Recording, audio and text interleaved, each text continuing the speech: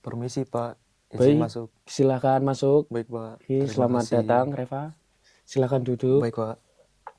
Oke, bagaimana kabarmu hari ini, Revan? Eh, Baik Pak, kabar saya hari ini. Eh, baik, kalau kabarnya baik. Di sini, Revan nih habis kegiatan apa nih?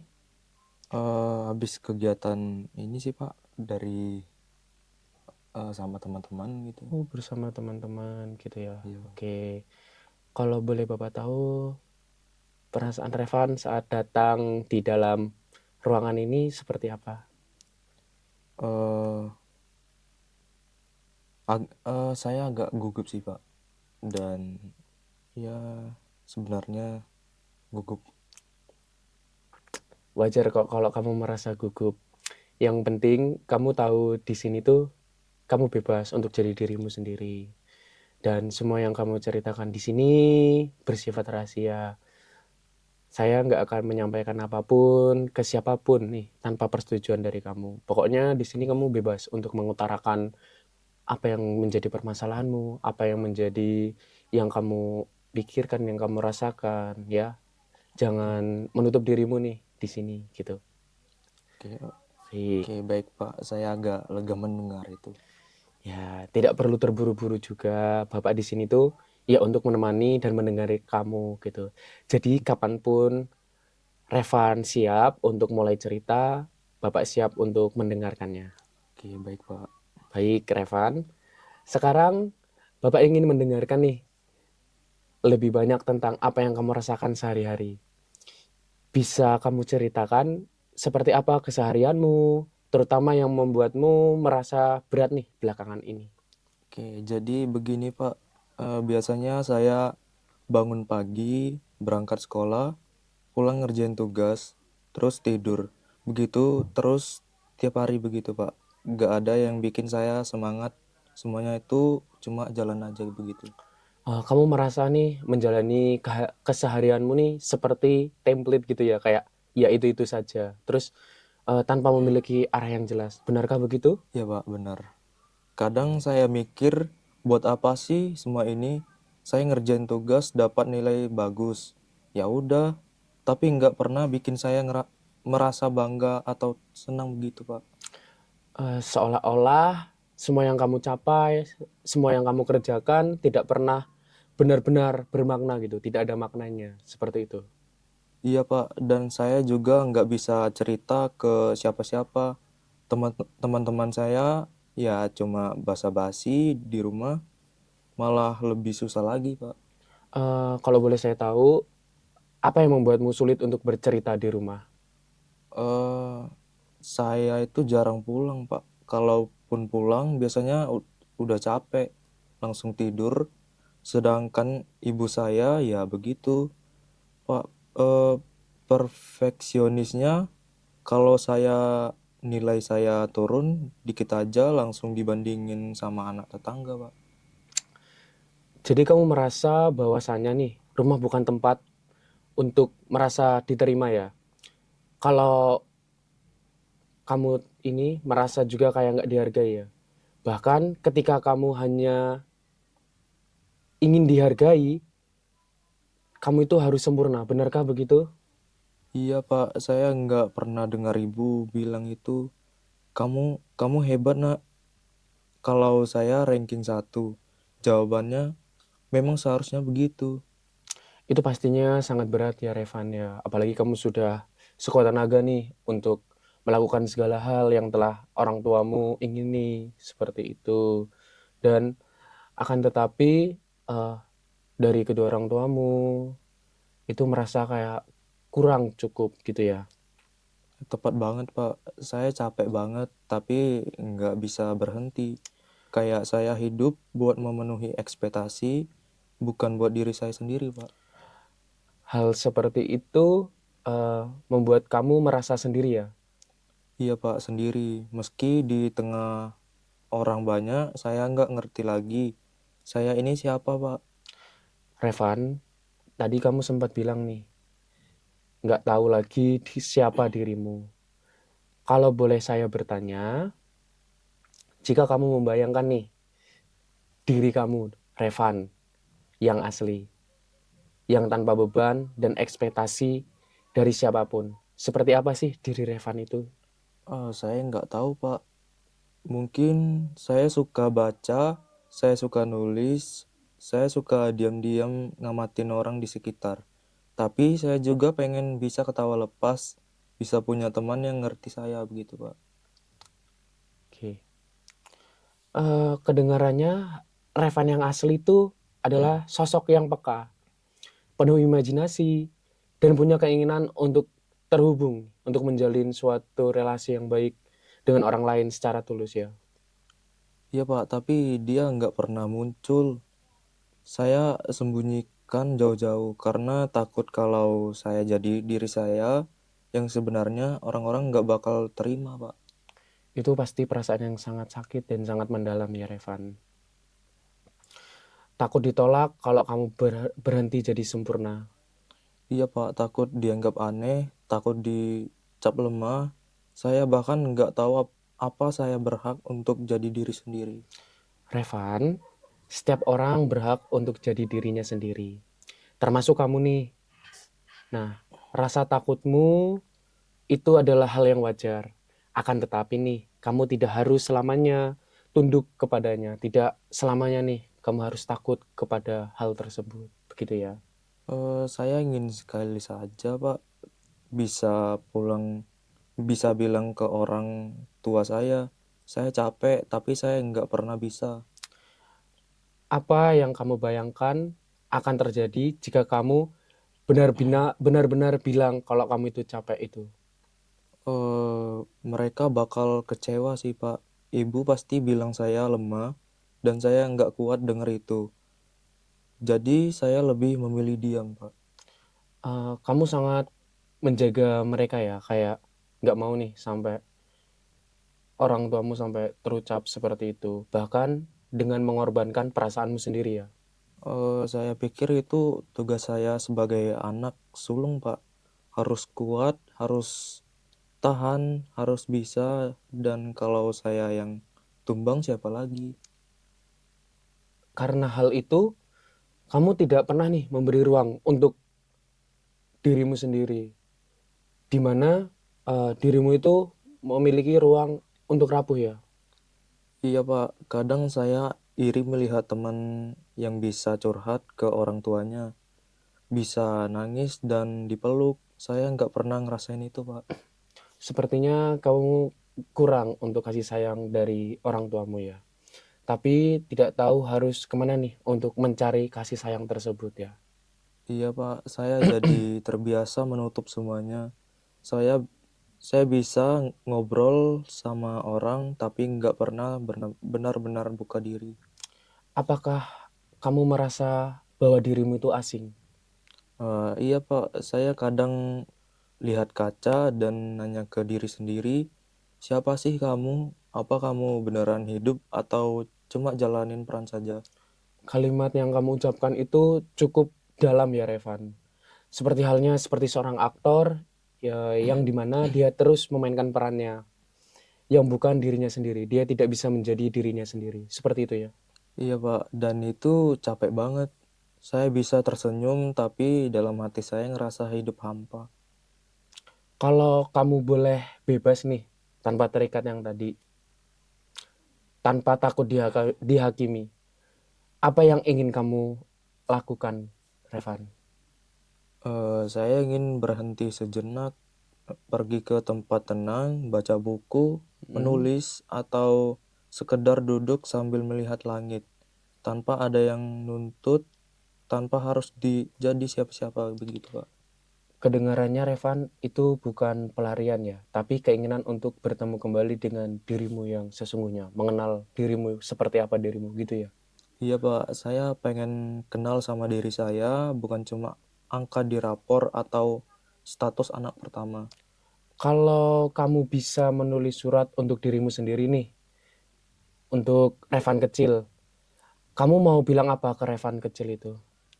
Saya akan bilang seperti ini, Pak. Hai Revan kecil, kamu udah cukup. Kamu nggak perlu sempurna, kamu boleh salah. kamu berhak dicintai meski nggak selalu hebat.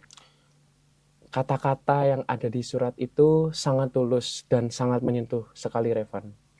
Kata-kata itu penting untuk Revan kecil dan juga untuk Revan hari ini ya. Saya harap ada yang pernah bilang begitu ke saya waktu kecil, Pak. Baik Revan, hari ini kamu sudah mengatakannya, mengungkapkan semuanya, dan itu tanda bahwa kamu sedang pulih. Kamu sedang memulai menjemput dirimu sendiri. Baik, Pak. Mengenarkan itu, semua yang Bapak ucapkan ke saya ingin menangis. Tidak tahu kenapa kok saya ingin menangis begitu, Pak. Ya, hal tersebut terjadi karena itu hatimu sedang berbicara jujur. Dan air mata yang akan kamu teteskan, yang akan kamu keluar, itu bukan tanda kelemahan. Akan tetapi keberanian, Revan. Ya, Oke, Pak. baik Revan. Kalau kita coba memahami bersama nih, dari semua yang Revan ceritakan, ada 3 hal besar yang Bapak tangkap.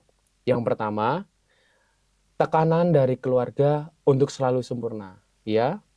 Baik, Pak. Yang kedua, perasaan tidak pernah cukup atau dihargai. Dan ketiga, rasa kesepian yang dalam, bahkan eh, ketika Revan menjadi dirinya sendiri atau bahkan mungkin keterasingan nih sama dirinya sendiri. Apakah itu menggambarkan perasaan dari Revan sendiri? Iya, Pak. Saya merasa seperti bukan bagian dari siapa-siapa. Di rumah saya cuma anak yang harus berhasil, dan di sekolah saya cuma siswa biasa yang nggak ada yang peduli begitu, Pak. Itu membuat kamu bertanya-tanya nih, kayak siapa sebenarnya diri kamu? Kalau kita menggunakan perumpamaan nih, mungkin kita saat ini atau kamu menggunakan topeng. Nah, kalau semua topeng itu dilepas, apa yang akan kamu lakukan? Saya bahkan nggak tahu jawabannya, Pak. Kadang saya pikir mungkin saya nggak penting. Itu pemikiran yang begitu dalam, Revan. Dan saya benar-benar mendengarkannya. Bahkan saya merasa kayak apa yang kamu rasakan, saya turut merasakan. Kamu merasa bahwa eksistensimu tidak punya tempat yang layak. Benarkah? Iya, Pak. Saya seperti berjalan di dunia yang nggak bisa saya sentuh. Semua orang sibuk dengan dunianya. Saya cuma numpang lewat begitu, Pak. Kamu merasa keterasingan, bahkan dari dirimu sendiri ya. Itu dia, Pak. Saya seperti kehilangan arah. Hidup saya kosong. Revan, saat kamu bilang nih hidupmu terasa kosong, Bapak penasaran, kapan pertama kali perasaan atau kamu merasakan kekosongan itu? Kayaknya sejak SMP, Pak. Waktu itu saya mulai sadar kalau semua yang saya lakukan cuma buat memenuhi harapan orang lain. Tapi saya nggak tahu saya sendiri sebenarnya itu mau apa. Sejak saat itu, kamu terus berjalan dalam peran yang tidak pernah kamu pilih sendiri ya? Iya, Pak, saya berusaha jadi anak yang terbaik, ya, yang nggak nyusahin, yang nilainya bagus, tapi dalam hati saya nggak ada rasa bangga, apalagi bahagia, Pak. Apakah saat itu kamu pernah mencoba untuk menunjukkan sisi lain dari dirimu? Mungkin mengekspresikan perasaanmu ke orang tua atau ke orang yang kamu percayai? Pernah nggak? Pernah sekali sih, Pak. Saya waktu itu bilang ke ibu kalau saya capek dan ingin istirahat dari bimbel. Jawabannya, anak lain bisa, kenapa kamu nggak bisa? Habis itu saya kapok, Pak.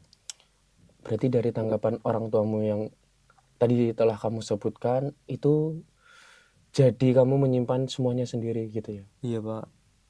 Saya belajar untuk enggak berharap dimengerti. Saya belajar untuk enggak boleh lemah, tapi saya ngerasa makin jauh dari siapapun, bahkan dari diri sendiri. Saya hidup kayak robot, Pak. Baik, Revan, kalau boleh saya tahu nih, hal apa yang akan kamu lakukan ketika perasaan seperti itu datang? Terkadang saya hanya bisa diam saja, Pak, dan seperti merasa semuanya kayak template saja hidup saya. Karena saya pun kayak merasa nggak ada yang akan mendengarkan, Pak. Baik, Revan. Di sini menjadi tempat yang nyaman dan semua yang kamu ungkapkan pastinya demi kebaikan bagi dirimu ya. Baik, Pak, terima kasih sudah menerima serta memperbolehkan saya menceritakan masalah yang saya alami serta menyadari permasalahannya. Baik, Revan, terima kasih kembali. Nah, Revan, pernahkah kamu mengalami momen-momen dalam hidupmu yang paling sederhana nih, apapun yang membuatmu merasa sedikit lebih hidup, meskipun hanya sekejap, pernah atau tidak? Waktu kecil saya pernah suka menggambar. Saya ingat saya suka banget menggambar pemandangan kapal dan saya bisa berjam-jam sendiri di kamar cuma bergambar, Pak.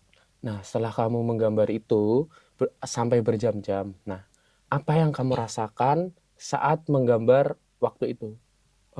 Rasanya tenang, Pak, kayak saya punya dunia saya sendiri dan nggak ada yang bisa ganggu saya.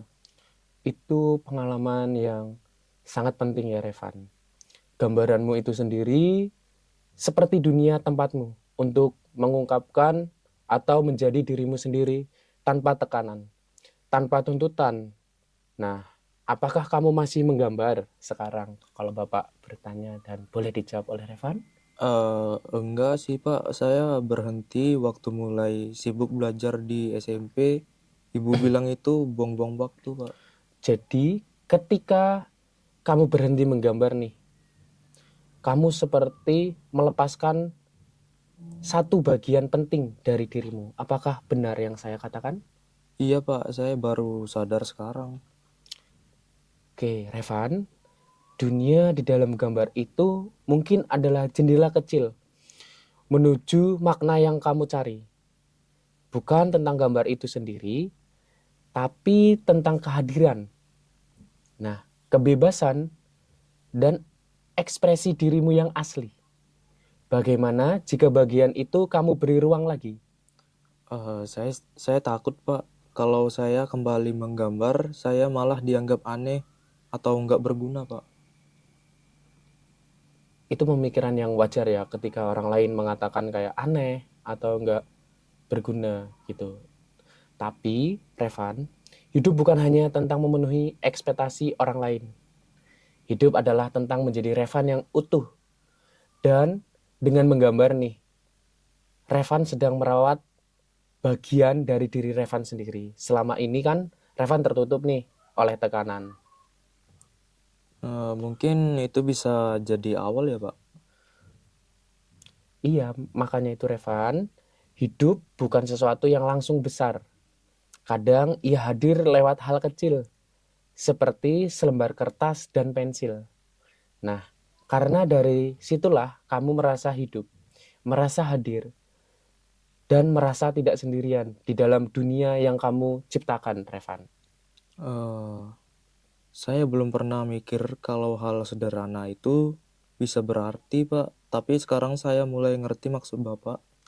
Oke, baik Revan. Ketika kamu menggambar waktu kecil, kamu tidak sedang berusaha untuk sempurna. Kamu sedang membiarkan jiwamu untuk berbicara. Dan itu adalah bentuk kejujuran dalam hidup. Seperti itu, Revan. Iya, Pak, waktu itu saya nggak peduli hasilnya. Yang penting saya senang rasanya seperti saya bebas begitu, Pak. Dan kebebasan itu mungkin adalah makna terdalam yang kamu rindukan saat ini. Kamu ingin merasa cukup hanya dengan menjadi dirimu sendiri. Iya, Pak, saya pengen bisa merasa cukup tanpa harus dapat nilai sempurna, tanpa harus jadi yang terbaik, Pak. Baik, Revan, Kalau kamu bayangkan nih, dirimu sekarang menggambar lagi bukan untuk dinilai, tapi untuk menyentuh sisi yang selama ini terkubur. Bagaimana rasanya kalau dari Revan sendiri? Mungkin saya akan merasa hidup, tapi jujur, saya juga takut. Takut kalau saya mulai terbuka, saya malah makin merasa kosong, Pak. Baik. Ketakutan itu adalah sesuatu yang alami ya Revan. Itu pasti akan terjadi. Seringkali rasa kekosongan atau rasa hampa itu justru mulai terisi saat kita mengizinkan diri merasakan, bukan menahan, Revan. Maksudnya, Pak? Jadi begini ya, ketika kamu menggambar nih, kamu tidak menahan, kamu mengalir bersama waktu, kamu hadir sepenuhnya, dan dalam kehadiran itulah hidupmu mulai bermakna. Bukan karena hasilnya, tapi karena kamu memilih untuk hadir sebagai dirimu sendiri. Bisa kita artikan juga seperti halnya menggambar itu adalah bagian di dalam dirimu sendiri. Bagian yang terpenting, yang dimana kamu bisa mengekspresikan perasaanmu, pemikiranmu, bahkan tingkah lakumu. Dengan menggambar, kamu bisa menerima dirimu seutuhnya, kamu mengenal dirimu, ya. Itu berarti saya harus mulai menerima diri saya, ya Pak. Termasuk sisi yang rapuh begitu, Pak. Benar sekali, Revan. Sisi rapuhmu bukan kelemahan. Justru dari situlah letak kekuatanmu. Karena kamu berani menemuinya, bukan menolaknya. Seperti itu, Revan. Saya baru sadar, Pak. Selama ini saya bukan takut gagal, tapi takut dibilang nggak berguna, takut dianggap tidak layak dicintai. Hal seperti itu pastinya sangat uh, manusiawi ya. Kita ini semua ingin merasa layak dicintai. Tapi cinta yang paling kuat adalah ketika kamu bisa memeluk dirimu sendiri. Saya pengen coba pelan-pelan sih, Pak. Dan bukan buat siapa-siapa, tapi buat saya. Itu langkah awal pemulihan makna, Revan. Bukan lewat pencapaian yang besar, tapi lewat keberanian untuk hadir sebagai manusia utuh dengan semua lukanya. Kamu bisa menghadapinya, kamu harus menerima segala luka itu untuk proses ke depan yang lebih baik. Oke, mungkin saya bisa mulai dari gambar dulu sih, Pak. Saya mau cari buku sketsa saya yang lama. Itu sesuatu langkah yang sangat bagus ya Revan tentunya. Dan bukan hanya menggambar, tapi memberi ruang pada dirimu sendiri. Untuk tumbuh, berkembang, dan sembuh. Dengan kamu menggambar tadi, seperti halnya yang telah kamu katakan tadi, dengan kamu menggambar, kamu bisa menghabiskan waktumu, bisa menuangkan perasaan pemikiranmu ya. Baik, Pak. Makasih, Pak. Saya merasa sedikit lebih ringan sekarang. Rasanya kayak ada harapan begitu, Pak. Nah, Revan, di sini kamu sudah mulai nih menciptakan makna baru di dalam dirimu. Bukan dari luar. Dan itu akan menjadi pondasi yang kuat untuk hidupmu ke depan. Tapi kalau suatu saat saya merasa jatuh lagi, gimana, Pak? Saya takut balik ke titik nol. Nah, ketika semua pernah jatuh nih Revan. Tapi yang terpenting adalah kamu tahu nih bahwa kamu punya tempat untuk kembali. Tempat itu tuh adalah dirimu sendiri. Ketika kamu terjatuh nih, kamu harus memiliki tempat untuk kamu memulihkan dirimu sendiri. Dan kamu harus mencari tempat itu seperti apa. Begitu ya Revan? Baik, Pak. Diriku sendiri sebagai rumah, bukan musuh. Nah, tepat sekali apa yang telah kamu katakan. Saat kamu berdamai dengan dirimu sendiri, keterasingan perlahan berubah menjadi ruang kehadiran. Dan dari sanalah hidupmu akan mulai bermakna, serta kamu akan memiliki kebermaknaan yang lebih tinggi, serta hidupmu yang akan kamu lakukan itu selalu berwarna. Baik Pak, saya mulai percaya pelan-pelan, tapi saya mau jalan ke arah itu Pak.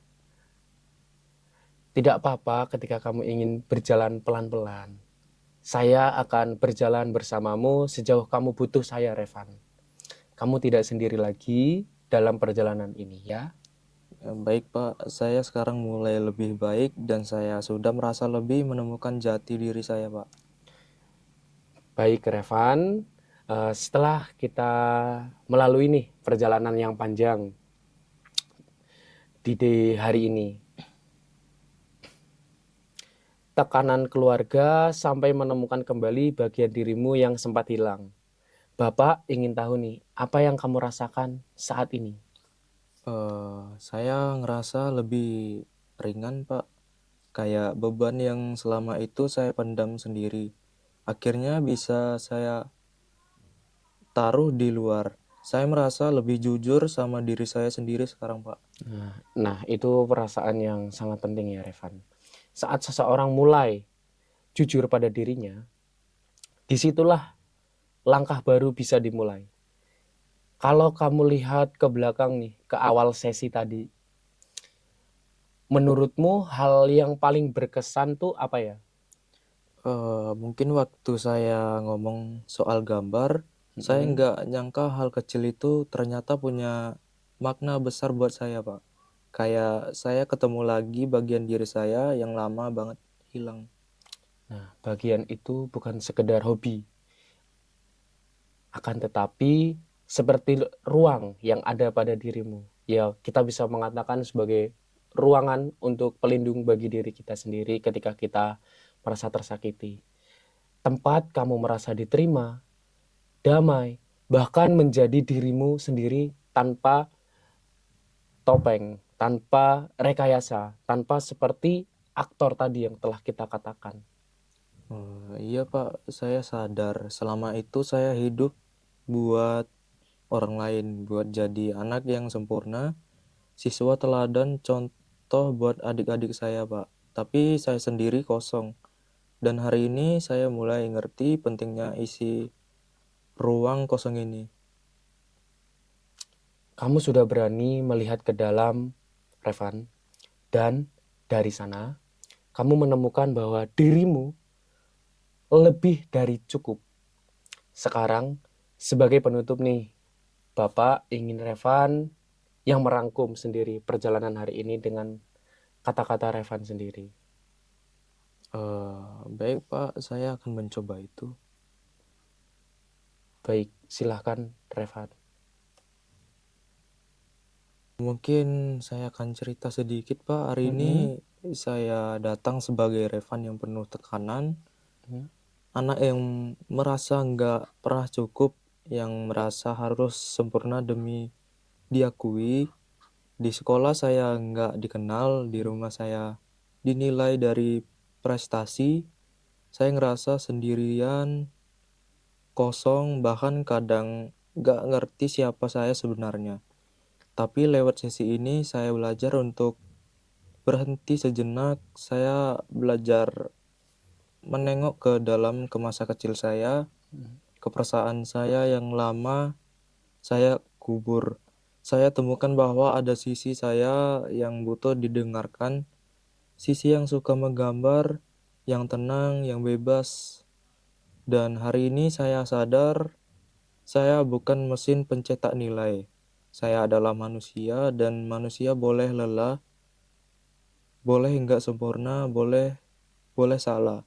Saya mungkin belum sepenuhnya pulih, tapi saya tahu arah pulang dan arah itu adalah ke dalam diri saya sendiri. Saya mau mulai merawat diri saya lewat menggambar, lewat menulis, lewat kejujuran sama apa yang saya rasain. Dan saya ingin berdamai bukan dengan dunia dulu, tapi dengan Revan yang ada di dalam diri saya. Wah, kamu sudah menunjukkan keberanian yang luar biasa di hari ini ya, Revan.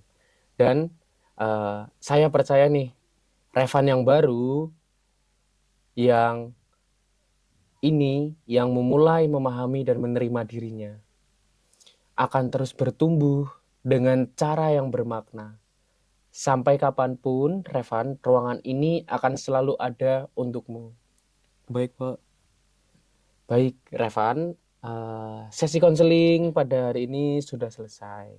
Akan tetapi nih, ketika kamu butuh teman cerita, Bapak siap untuk mendengarkan itu semua. Terima kasih kamu sudah hadir di tempat ini dan mengungkapkan semuanya ya, Revan. Baik, Pak. Saya mengucapkan terima kasih banyak ke Bapak. Saya izin untuk keluar ya, Pak. Oke, baik Revan, hati-hati di jalan. Baik, Pak. Baik, Terima kasih, Pak. sama-sama Permisi, Pak. Revan.